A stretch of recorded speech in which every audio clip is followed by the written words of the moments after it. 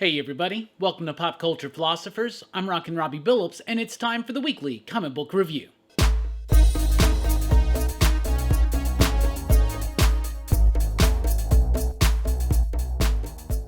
That's right everybody, thanks for checking out the video. I am Rockin' Robbie Billups. This is the weekly comic book review. It's the show where I read a lot of comic books, and I'll let you know what I thought about them, and we always start with the pick of the week. This week's pick of the week, The Nice House on the Lake, number 2. From DC Black Label, written by James Tynion IV, with artwork by Alvaro Martinez Bueno, Jordi Belair on the coloring. I was really astounded with the setup of issue number 1. I thought it was a fantastic book. Issue number 2 keeps that tradition going. Issue number 2s can be a little bit difficult. Sometimes quality wanes, sometimes the concept gets lost. Not here. Everything, what the characters are going through after the traumatic events. And if you're not familiar, Nice House on the Lake is about this group of sort of connected friends. They're all connected to this one dude. This one dude invites them to this nice house on the lake for a vacation, and then all of a sudden everything just goes haywire and the world ends, and he tells them, yes, the world has ended, and now you are the only ones left in this apartment. This is like the day after. So you got a lot of emotional type stuff here. You got a lot of revelations about the truth of what's actually going on in the world, and of course what's going on in the house. And you got some interesting techniques that are used throughout the book, whether it's the composition with the artwork is amazing. The coloring, the layouts, the composition, the way it all works, the way it flows, it is absolutely spectacularly amazing. Dialogue-wise, it has some issues where it starts relying on these techniques of seeing a page of script, of people talking back and forth. But I actually like that technique in this book for this issue because it's helping reveal other things that are going on. I freaking love this book. Like I said, the coloring, the layouts, the design, it is absolutely masterful. It is truly horror. There's some of those things I was telling you about, but not only is it just, it's not like info text pages for no reason. Like, it's actually a part of the story, and it's revealing more than just what is transcribed on these pages. I loved this book. It blew me away. The Nice House on the Lake, number 2. No number 2 issue blues. That's the pick of the week. Moving on through with DC, we got The Swamp Thing, number 5. This was another one of my favorites this week. It's written by Ron V. It's got artwork by, is it John McCrae? I'm pretty sure. Is it towards the end where we get the da-da-da-da-da? I'm pretty sure it's John McCrae, but the artwork in this one is awesome. Yes, John McCrae. Mike Spicer's still doing the art, and I really, really like this one. Super solid. This is kind of like a self-contained story set in the midst of what's going on. We got a new Swamp Thing, and of course we have to have that first interaction with John Constantine, and this is a nice self-contained story that really makes me feel those glory days of Vertigo, where you would have these long arcs, and then you have these little tidbits here and there, things like Hellblazer, things like Sandman, hell, things like Swamp Thing. This really understands the roots where it's coming from, but at the same time, it's doing something new yet familiar with the character. It is poetic, it is beautiful in its use of language and its use of imagery, the use of colors, like everything about this book is just firing on all cylinders, and it's the best Swamp Thing book I have read in years and years and years. The Swamp Thing, number 5, out from DC. We also have Justice League Infinity, number 1, debuting this week. This is picking up after the Justice League animated series dropped off. So just like Batman, the adventures continue, this is the Justice League version. So it was really cool. It throws you right back into it. The art style looks exactly like the animated series. They're using those core characters, but they're using some of the other characters that they eventually got to elaborate out on. It's action-packed. It's throwing in some apocalypse type stuff.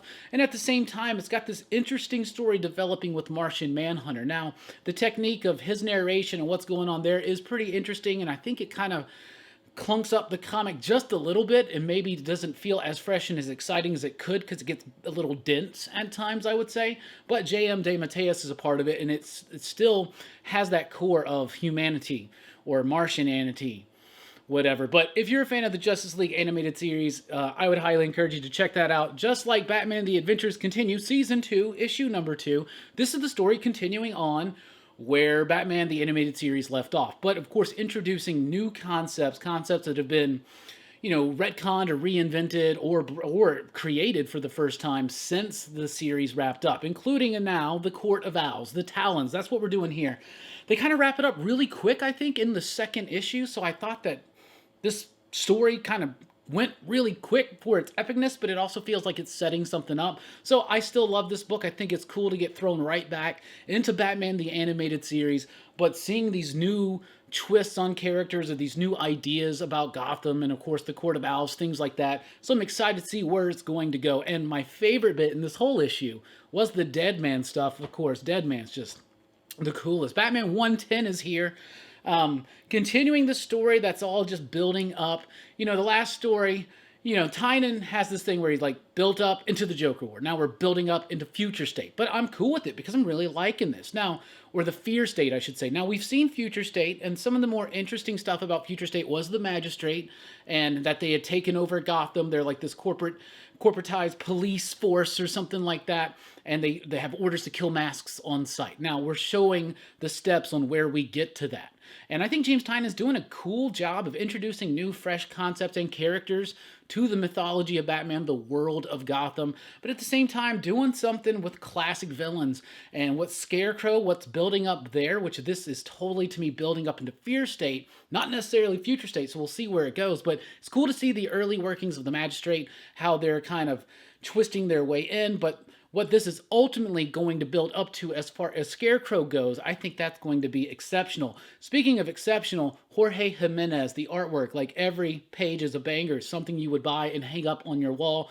Really great stuff, dynamic, kinetically charged, great action. And speaking of the action, the battle between Batman and Peacemaker 01 I thought was pretty dope, and I love the setup, and I love the way it punched, and I'm loving where this is ending and where we're going to. Batman 110, I guess I rather liked it. Batman Secret Files, The Signal, #1. This is the first of a series of one-shots, Batman Secret Files, focusing on other characters in the world of Gotham. This one, The Signal, coming up. We got Clown Hunter, we got Miracle Molly.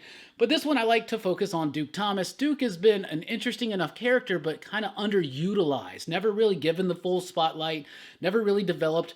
It seems like every so often, like every year, they kind of have to reimagine his role in Batman's world, right? And that's what this one kind of is, yet again, a reimagining of his role, tweaking of the powers, resetting back to some earlier things, throwing back to some unresolved plot lines, but it also has some characters and some growth from some characters in different kinds of ways from We Are Robin. So if you're a fan of that stuff, if you're a fan of Duke Thomas, I would highly recommend this.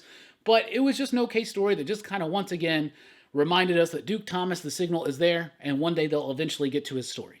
And that's kind of sad, I think. The next Batman, Second Son, is here with issue #4. This is the final issue of the story by John Ridley, Travel Foreman. Overall, I have liked the story. I like the characterization that they're doing with Jace Fox. I'm actually more on board with the idea of this character and what's going on. I can understand because it's no longer... I like that they took the time to explain the character, where he's been, where he's come from, and his interpretation and perspective on the Fox family and on his father Lucius and on Luke, his brother, and all that kind of stuff in particular. Because when we're supposed to be told that Jace Fox is this important character, and we haven't seen him, like, ever in the comics, hardly, like, it was like, really? But now they've done the work to make me understand where I need to be to really be excited for the upcoming I Am Batman run, right? That being said, this book didn't have near enough action or excitement to be called a Batman book, and I think that kind of hindered it a little bit. There's a lot of character work that was very necessary, that probably should have been slowly laid in as they were about to introduce this concept of the next Batman, instead of just being like, next Batman, here's Jace, what's going on? Oh, here's all the backstory. That structure bothered me a little bit. Wonder Girl #2 is here, a very satisfying issue story-wise, once again continuing the idea of who is Yara Flor, how does she get her powers, how is she connected to the world of the Amazons, and other mythical realms connected therefore.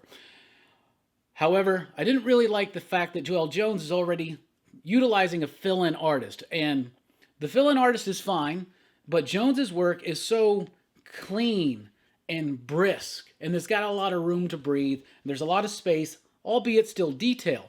And the fill-in artist is fine too, but it is a little bit more cluttered. Not that it's a cluttered feeling style, but it just feels a lot different and it's jarring, especially when you see him on page to page. Now, maybe not, maybe that's just not something that's going to bother everybody, but I was already concerned because Joel Jones being the main artist on this book is the biggest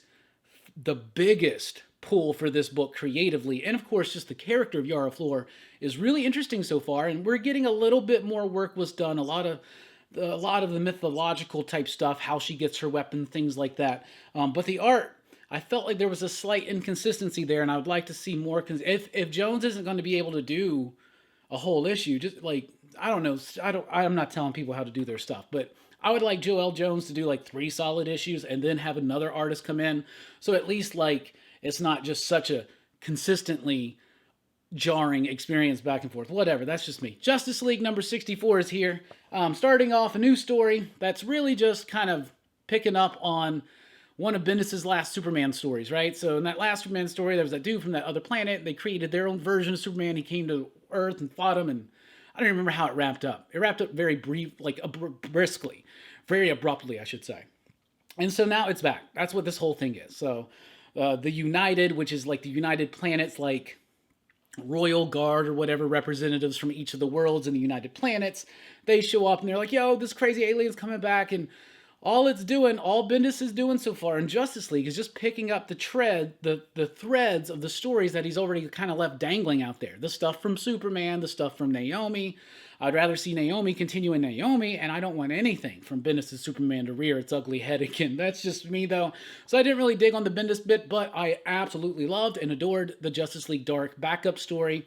What Ram V and Sumit Kumar in this one, reuniting the team of The Savage Shores for a Justice League Dark story that features Batman pretty heavily. I thought that was rather exciting, and what they can do in 10 pages compared to what Bendis does in 20 just blows my mind. 2 completely different styles of comic, 2 completely different sets of heroes in a way, but it's so weird to love 1/3 of this book. Anyway, Suicide Squad number 5 is here. I'm still liking Suicide Squad. Dexter Soy's doing a little bit of the artwork in here. That was really powerful feeling. Now you're getting the idea that Amanda Waller is picking or trying to pick different villains from other realities for her Suicide Squad, and now they're into Earth 3, so you got some really interesting Crime Syndicate action. Better Crime Syndicate action in this issue than in the actual Crime Syndicate book. But Suicide Squad, I'm really still liking it. It's got solid artwork. It's got a good, decent story. They're bringing in Bloodsport in this one and making him a little bit more movie-like, but it kind of makes sense. But at the same time, it's just because that's the way he looks in the movie. But they're setting up more of a movie-reflective team. But at the same time, it's interesting. This Peacemaker stuff, like what's going on. It's not a book that's going to change your life, but it's a pretty solid, fun, superhero-y kind of ride. So is Green Lantern. Green Lantern number 4 is out this week. There's mostly a John Stewart story here. He's powerless. The Green Lantern battery has been destroyed, and Guardians are dying, Lanterns are dying. Jeffrey Thorne's doing all kinds of craziness in this run. And all of what's actually happening, the events, all of not the politics of it, but all the everything about how they're picking up the pieces and how Joe, the Lantern from Far Sector, is trying to work with Teen Lantern, trying to and understand everything and figure out what's going on with the Guardians and the United Planets. And I really like that. I think it's kind of a nice way, intricate but still cool and cool concepts, an exciting way to tell the story. The Jon Stewart stuff I thought was okay. It was kind of a bit of a cliche story, but it was interesting, and I would like to. They're building up that character for a reason, and that's exciting. So I don't like how the book keeps for so big of chunks going to one focus and then going back to the other. But aside from that, I'm actually overall satisfied with this Green Lantern run. I really, really am. They're doing big, bold, shocking type things, and interesting things with the characters too, and a promise of even some more interesting characters coming up in the future, possibly. Green Lantern number 4. Out this week. Crush and Lobo number 2 is here. I rather like this issue. I thought it was all right. There's still not enough Lobo in this book to have Lobo's name in it, but it's still cool. I'm not very familiar with the character of Crush. I didn't read that run of Teen Titans, but this is mostly about her being dumped by her girlfriend because she just doesn't understand how to be a good partner or something like that. So she runs off into space to meet her father, Lobo, at like a space prison or something like that. It's mostly focusing in on the relationship stuff. So that gets a little tedious at times, but maybe that's just the point of the book. But overall, it's got a nice kind of light charm to it. And when it does get to the Lobo, Lobo is still Lobo, and it's pretty freaking cool. Crushing Lobo, number 2 out this week. And then Crime Syndicate number 5. I do not like this book. It is a torturous experience for me to read it. This is a reinterpretation of the Earth 3 Crime Syndicate for a new Omniverse and DC Infinite Frontier, and it's just not as exciting or compelling as what's come before. It bores me. I think it's juvenile and at times redundant. So, Crime Syndicate number 5. Didn't really like that one. As usual, Sensational. Wonder Woman number 5. This is a self-contained story that each issue is a different creative team. There's stories that they don't matter as far as continuity goes, but they're just nice, fun, light stories, and that's what this one is. It was I really liked this one. It was about a woman, right? Yeah, it has pretty cool artwork. It's about this woman, this older woman, at like a nursing home, and she doesn't have any family. She's about to get kicked out because she's always running away, and she has this story that Wonder Woman's one of her friends, and it's hijinks ensue, and it's nice, light, fun, breezy, easy Wonder Woman story. Sensational Wonder Woman number 5. The Conjuring, The Lover, number 2. I didn't really like the first issue. I just felt like the technique or the way the writer, whoever's doing this, didn't seem to understand how to really make horror work on a comic book page, maybe in a movie screen, like maybe in the cinema, some of these ideas would work, but it just didn't seem to work so well for me on the comic book page. It just didn't feel creepy, even though the artwork was trying to make it creepy. It just didn't have a creepy pace or flow to it. I mean, I feel the same thing about the second one, and having seen the new Conjuring movie didn't make this any better for me. But just like in the first issue, the backup story is pretty good. It's about, the artifact room or whatever that the Warrens have, and this one's about the wedding dress, and it was a nice, fun, simple ghost story. In fact, I would have rather just have a series, do a Conjuring series, or just make it be like an anthology series of those, like stories from the antiques room or whatever. Let's move over to Image Comics, where we have Skybound X number 1. This book is pretty cool. It's actually an anthology from Skybound. It's going to be weekly throughout July. And they're going to be giving you little short stories of all different Skybound books. Upcoming issues, there will be a Stillwater story, for instance. Each one, though, has a Walking Dead story by Rick Grimes. It's called Rick Grimes 2000, and it's based into the idea of when he pitched Walking Dead, they didn't want just another zombie movie. They were like, or zombie story. They were like, this has been done. There's nothing exciting. Come up with something exciting. So he came up with this whole idea that he would reveal eventually that aliens were behind it. It would become this big alien thing. And obviously that never happened. And when, I think it was Jim Valentino said, hey, when the aliens coming up? He's like, yeah, bro, they're not. I lied. But now he's actually delivering on that promise. And he's giving us the story of what if Walking Dead actually did result in a big alien invasion. And it's silly and it's fun. Ryan Ottley did the artwork. It's got a backup story in there with Clementine from the Telltale Walking Dead game. She's getting her own series of young adult graphic novels starting next year. So it's a first appearance there, I guess, in comic book. There's an Ultra Mega story, and there's a Manifest Destiny story. The Ultra Mega story is really cool. If you're reading Ultra Mega, you'll probably want to check that one out. But the Manifest Destiny story felt really, really out of place. But overall, pretty solid stuff there, especially for Skybound fans. Ordinary Gods, number 1 is here. This one's from Kyle Higgins in Image Comics. Felipe Watanabe on the artwork. This one's interesting. It's kind of got a cool concept. The artwork's fine. There's nothing really bad about it. It's interesting concepts, kind of violent. It's got some cool ideas. Here's the idea. And there's this other realm where the gods live, and the gods are like, they all have their different regions. So whatever they're the god of, basically, that's like a region in this world or whatever. And there are good ones and there are bad ones. They're all fighting each other, and they're being ruled by one king, and they think he's tyrannical, so people rebel against him, but it's never ending because they always can just simply rebirth themselves because they're immortal, right? So they find a way to trap gods, and their trap is sending them to Earth, I guess, and being humans.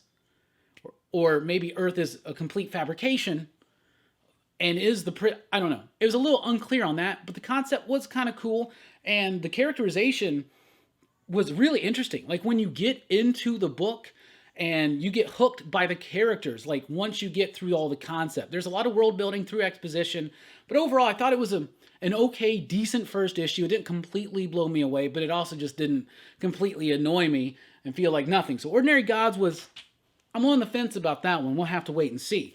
Geiger, number 4, though, loved this book. Jeff Johns, Gary Frank, Brad Anderson. Yes, Brad Anderson. They know how to make a comic book clean, tight, structurally, artistically, and just everything. The package is beautiful. You got a Stargirl ad on an Image Comics because it's Jeff Johns. But I really like this one. So Geiger's about this dude who's got like radioactive powers.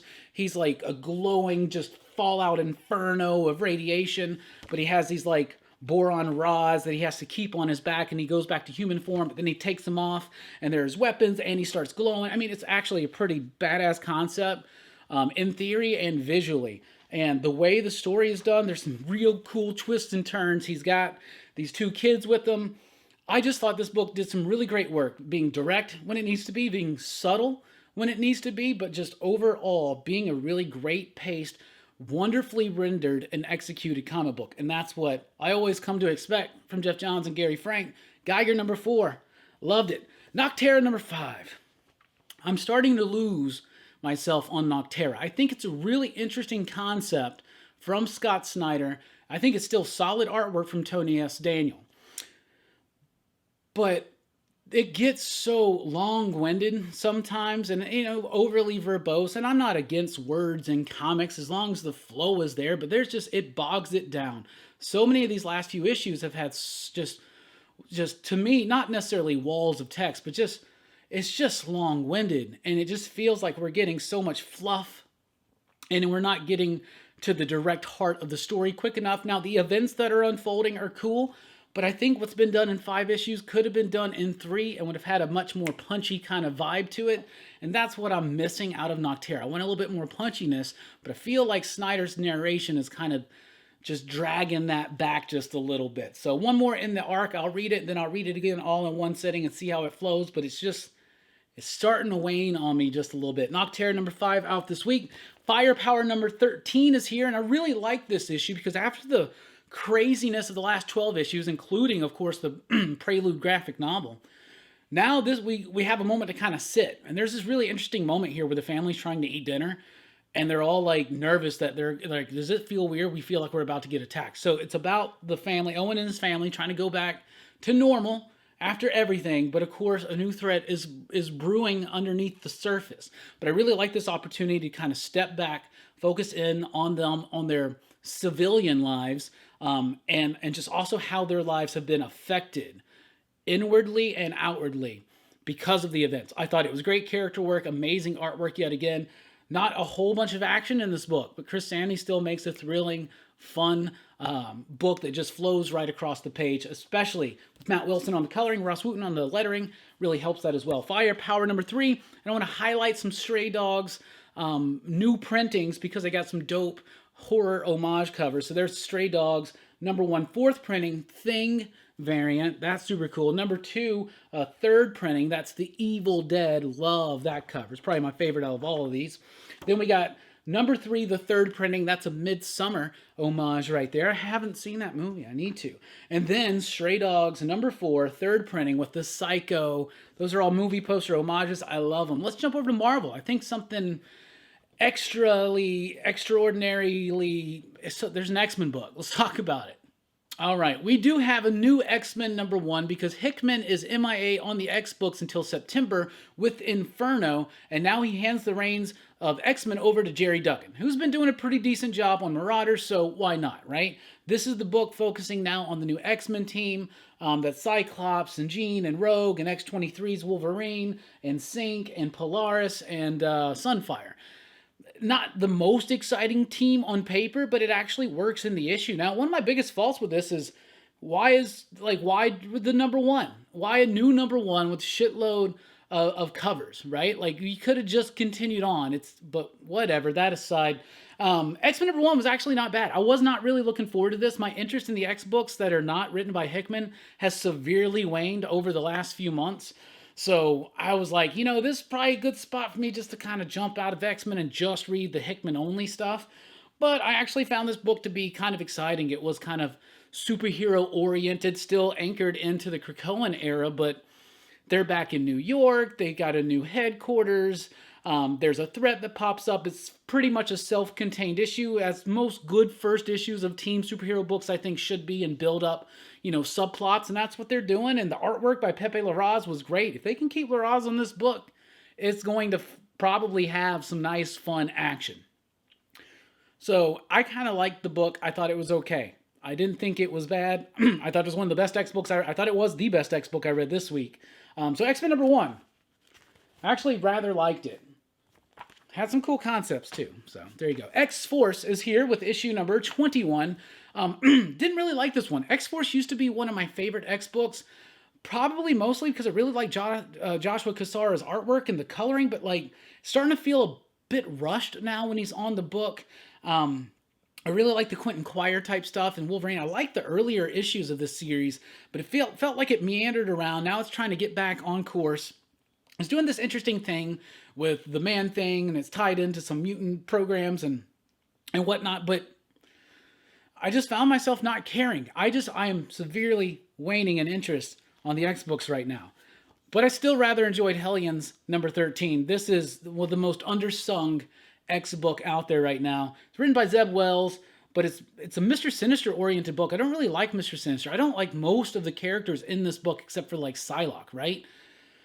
But now I love this book. I love these characters. I love the way they work together. I love the way that Wells is writing them. And now you have a big twist with Sinister versus Sinister. And it's interesting, and it's something that was set up in previous issues. And I like how Wells is flowing it in. And I really, really like this issue. Hellions is a pretty solid X book right now. Whether it was a Krakoan era or not, that book, I think, for the most part would work. I mean, you wouldn't really have Havoc working around in there, but yeah, whatever. So, Extreme Carnage. This is part 1 of 8.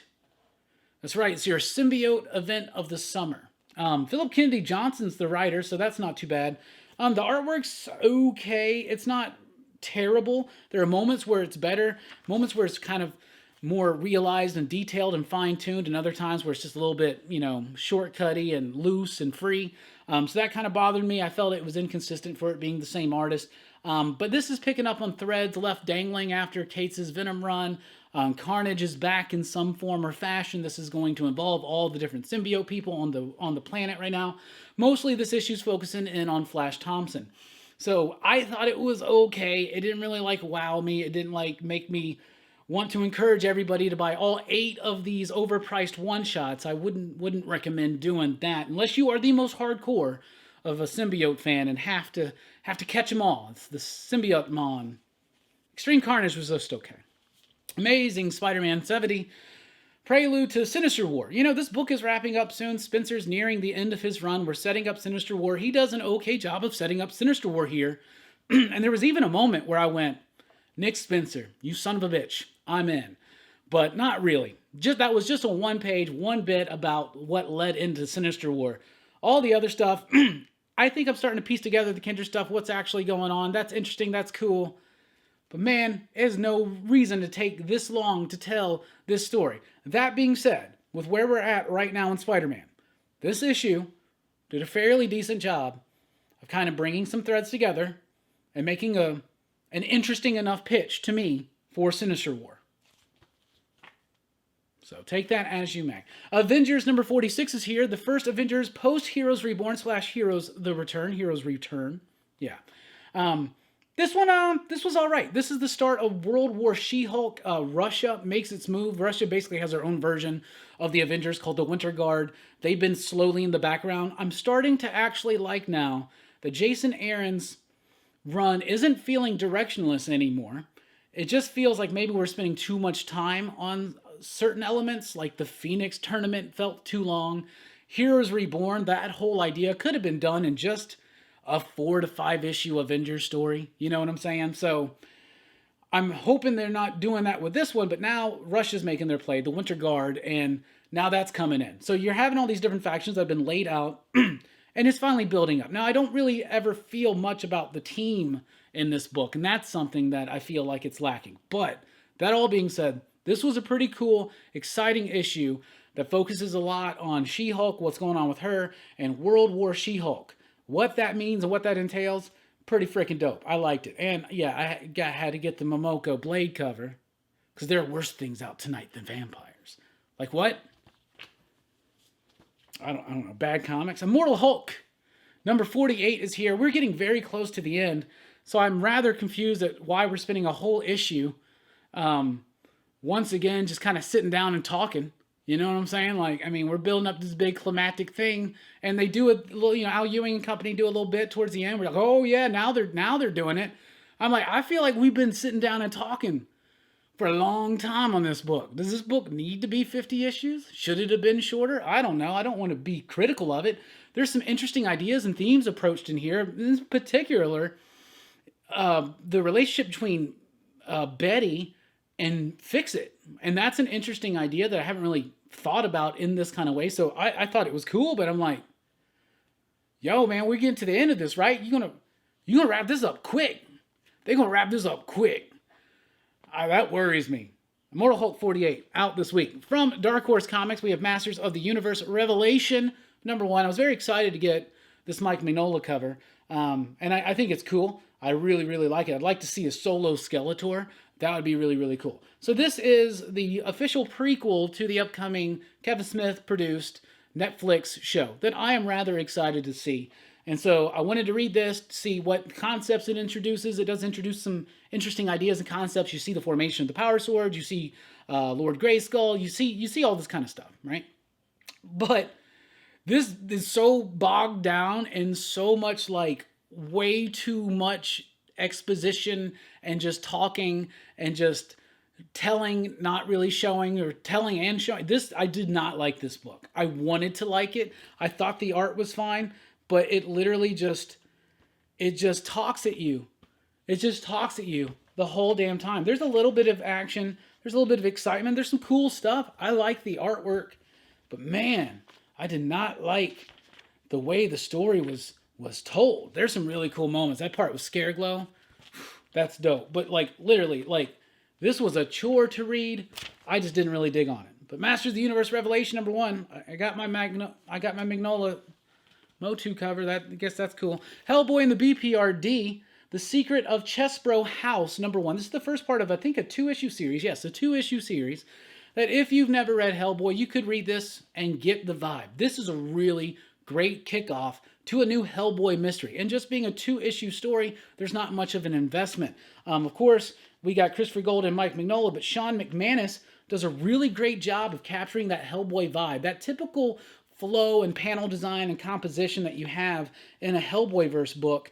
The typical coloring and style and mood and atmosphere, typical pacing. It actually works really freaking well. I liked it. It's a nice creepy ghost story, like a haunted house story, with Hellboy. His name was Hellboy. So I really, really liked that. Thought that was cool. From Aftershock Comics, we have Clans of Belari #1.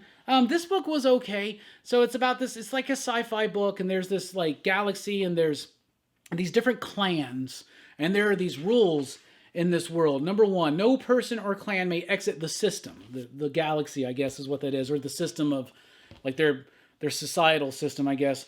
No person or clan may do the designated work of another clan. So if you're part of the metal clan and you're a miner and you work in the mining one, you cannot do anything else, right? So picking up on some familiar story ideas and themes, but I want to be a pilot, that kind of stuff. Clans may not merge, and anybody who breaks the law shall be made an outcast. And outcasts get thrown into whatever world and eventually made into like slaves, like slave labor and stuff, right? So it's an interesting concept, and it wasn't told in a bad way.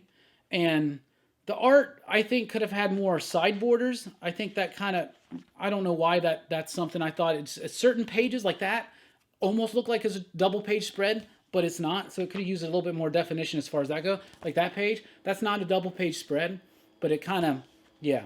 The story is fine. It's about this dude who is like he's like a pilot on this like, this like, I don't know, like a ship that carries things. And he goes down, he's a sole survivor, but as well as this little girl who's an outcast. And he finds out that nobody's on this planet, so he takes her and kind of adopts her as his own, even though he really shouldn't have done that. He's breaking the laws. And now he's trying to teach her to live within this system and work within this society. And it's got some interesting enough ideas. The execution was okay. It wasn't bad. It's kind of like Ordinary Gods. It was okay. I'm kind of on the fence. We'll have to see where it goes. But overall, Clans of Belari, where it was interesting enough. I will say that. From Aftershock also, we have Out of Body #2. This was the Pete Milligan book. Also artwork by Inaki Miranda, who, of course, was the artist on We Live. Really liked the second issue of this one. This is a story about a dude who was put in a coma. He was attacked. Now he's in a coma. He's in a coma. in an coma. See, I used to always say that when I was a kid. I thought it was a coma. Like, no, it's a coma, right? But I used to think it was a coma, like an a coma. But anyway, that's still there sometimes. I got to get that out of there. But Out of Body is about this dude who is attacked. Now he's in a coma, and he's completely aware of everything. And then one of his partners like shoots him up with some psychedelics, and he like trips and like astral projects and comes in contact with the psychic, and psychic's trying to help him solve the murder. So now he, as an astral form, who has to keep periodically returning to his body and be consciously aware of just laying there, has to figure out what's going on. And some really interesting concepts, some great artwork. Pete Milligan knows what he's doing. He's a veteran in this industry. Out of Body #2, I thought, was rather solid. From Boom Studios, and Boombox in particular, we have Mamo #1. This was a really cool, like, magic oriented fantasy tale that I really, really liked. It picks up, I think, a lot of influence from manga, not necessarily on the art style, but on the composition, on that panel design, on the flow and pace of the sequential art. But I really like this. It's about this young woman who goes to find the local witch to help her mother who is sick. And it's introducing this world, introducing these characters in a very slow and deliberate way with artwork that I thought was rather majestic, beautiful, whimsical. I really freaking like this book. If you like books like Wind, it's kind of a little bit of that vibe, but maybe just a little bit more sophisticated or grown-up feeling. But overall, I thought this was a really solid book. And, I say all the time that I'm not really a fantasy fan, but all these fantasy books that I'm liking and reading, I don't really think I can say that anymore. Mamo was pretty cool. We also have Wind #8, another solid issue of Wind that does a lot of world building and explaining on what's going on with the fairy, the vampires, the humans, the winged beings, how that all works together. This basically gives you the cosmological origin of the universe of Wind, or at least the mythological approach to the cosmological origin of the worlds of Wind. But I really liked it. So it gets a little, explaining there, but it works. The way it's told, it's that part of the story. And I really liked it. Really liking the flow, really getting into the characters. This has got a nice pace and flow to it, and a kind of, not necessarily an all ages book, but definitely a young reader's book that has appeal for adults. I'd highly recommend Wind. If you dropped out of it, Basilisk #2 was a better issue than #1 for me. I know a lot of people really liked issue #1. I like the idea and the concept. I just feel like I had to put too much of it together through the solicitation. They do start laying some of that groundwork here in the second issue. The artwork is great. There's a technique when they're showing bits of the past where they do like this watercolor type thing. That artwork just looks absolutely fan-freaking-tastic and can be pretty gnarly. Cullen Bundo does a great job, I think, with the concept and slowly building into it, but I still wish this book was a little bit more punchy. It still feels just a bit unclear to me, but the artwork is something else. I really like the art. Hollow Heart #5 is here. This issue I thought was probably the weaker of all of the Hollow Hearts so far, but it's the moment where Elle's kind of out on a rampage and realizing that he's been betrayed and what he thinks he's experiencing isn't. And so it's still really developing and exploring these themes in a very haunting, melancholy kind of way.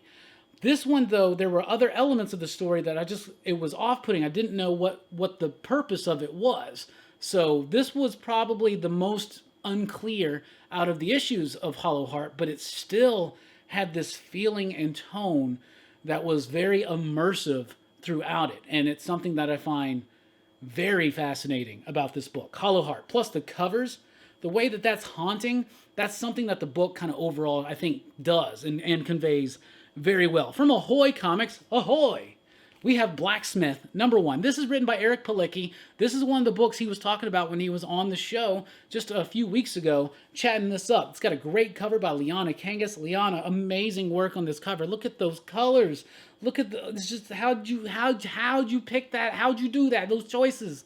It's astounding. The artwork inside is really solid too. It's the same artist, I believe, Wendell Cavalcanti. I think it's the same artist from Atlantis, Wasn't Built for Tourists. But I actually like the art in this a little bit better. It is in black and white. Maybe that's a part of it. It's got a really dense structure that I like. It took a bit to read, but it flowed very delicately across the page. What is it about? It is about a private investigator who is a werewolf and her partner who is a djinn.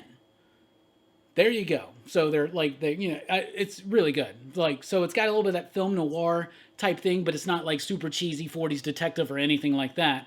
But in a more modern, gritty kind of way, more of a matter of fact kind of way. But I really liked this book. I thought it was super solid. And yo, man, that Leona Kangas, oh my goodness. But anyway, this was a really solid book from Eric Palicki, from the artist, and a great cover. So check out Blacksmith if you can. Oh, look, they even got a virgin part of it. You got it without the trade dress. That's pretty dope. I like that. From AWA, we have Fight Girls #1. This is the long-anticipated Frank Cho comic book from AWA, and it's Frank Cho doing what he likes doing. What does Frank Cho like doing, right? He likes drawing women. He likes drawing athletic women, like Amazonian-type women. He likes drawing jungles. He likes drawing dinosaurs. He likes drawing gorillas. Hey, guess what? Guess what you get in this? You get all of that. So if you like that, you're going to like this book. I thought it was pretty cool. The basic concept is this. There's this world, and their queen has died. She doesn't have any royal blood. So to determine the next queen, they get 10 women warriors to go on to these 4 challenges. The first challenge is the jungle challenge. Survive the jungle. And that's what this issue is. 4 challengers, 1 crown. The winner rules the empire. That's a very simple concept, but it's going to be Frank Cho stretching all of the creative muscles that he likes to stretch. And if you like to see him stretch those muscles, definitely check it out. Fight Girls #1 from AWA.